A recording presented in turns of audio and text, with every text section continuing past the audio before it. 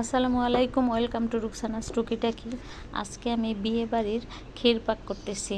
আমি ক্ষীরটা পাক করতেছি, পোলার চালটা ভিজিয়ে শুকিয়ে গুঁড়ো করে নিয়েছি, যে হালকা একটু পাউডারও থাকবে, একটু গোটা গোটা থাকবে, সাথে থাকবে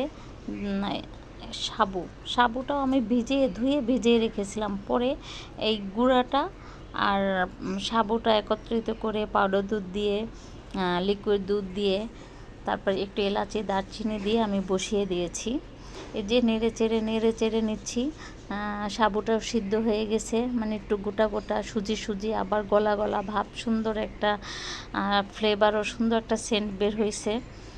খেতে কিন্তু খুবই মজা। আমরা আসলে বিয়ে বাড়ি গেলে কী করি, একটু খেয়ে মানে এটার প্রতি একটু আকর্ষণ থাকে, কারণ খুব মজা হয়, অনেক একত্রিত করে তৈরি করে যে, তাই এখন আমি এটা নেড়ে নিচ্ছি, কারণ না হয় লেগে যেতে পারে।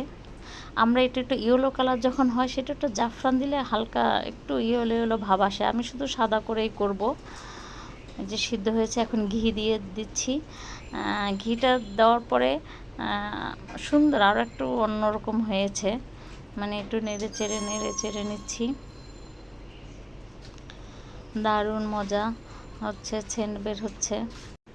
পানিটা একটু শুকিয়ে গেছে, এখন হালকা করে জমাট বেঁধেছে। আমি এটা এখন পরিবেশন করব।